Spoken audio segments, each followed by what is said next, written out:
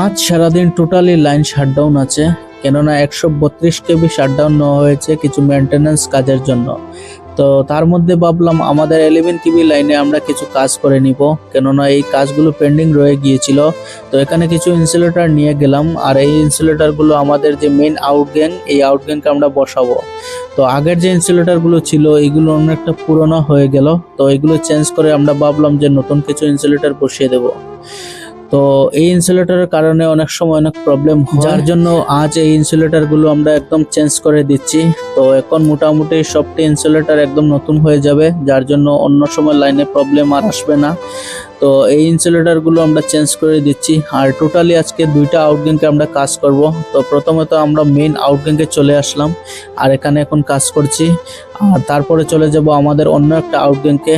তো এর আগের ভিডিওতে আমি দেখিয়েছিলাম আরো দুটো আউটগ্যাংকে আমরা কাজ করেছিলাম।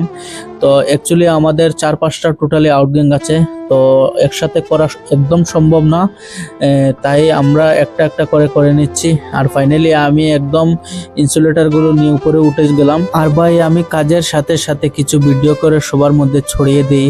আর যদি ভিডিওগুলি আপনাদের ভালো লাগে, কিছু যদি ভিডিওগুলোর মধ্যে আপনাদের পছন্দ হয় বা কিছু যদি শিকার হয়, তাহলে ভিডিওগুলি আপনারা অবশ্যই শেয়ার করে সবাইকে দেখিয়ে দেবেন।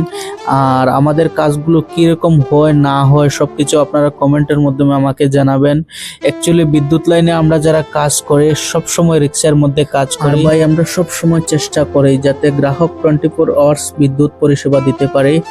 তো অনেক সময় দেখা যায় যে বিদ্যুৎ পরিষেবা দিতে আমরা বিকল হয়ে যাই, কেননা যখন বৃষ্টি হয় বা তুফান হয় বা এই ধরনের ইনসুলেটরগুলো যখন খারাপ হয়ে যায় মেইন লাইনে, তখন আসলে আমরা বিদ্যুৎ সঠিকভাবে দিতে পারি না। তারপর আমরা চেষ্টা করে যাব সারা জীবন যাতে সঠিকভাবে বিদ্যুৎ পরিষেবা দিতে পারি। আর ফাইনালি এখানে কাজ শেষ করে হালকা একটু টিফিন করে এখন আমরা চলে যাব অন্যদিকে।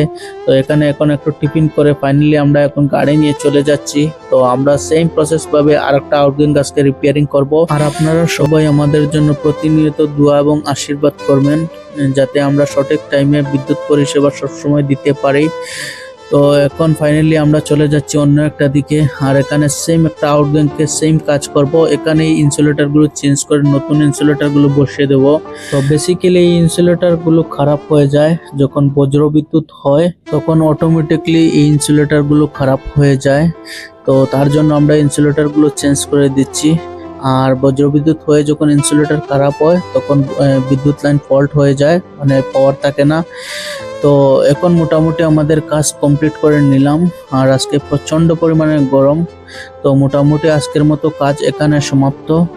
আর দেখা হবে আপনাদের সাথে অন্যদিন অন্য কোনো ভিডিওতে। ততক্ষণ পর্যন্ত সবাই ভালো থাকবেন আর ভিডিওটা শেয়ার করে সবাইকে দেখিয়ে দেবেন।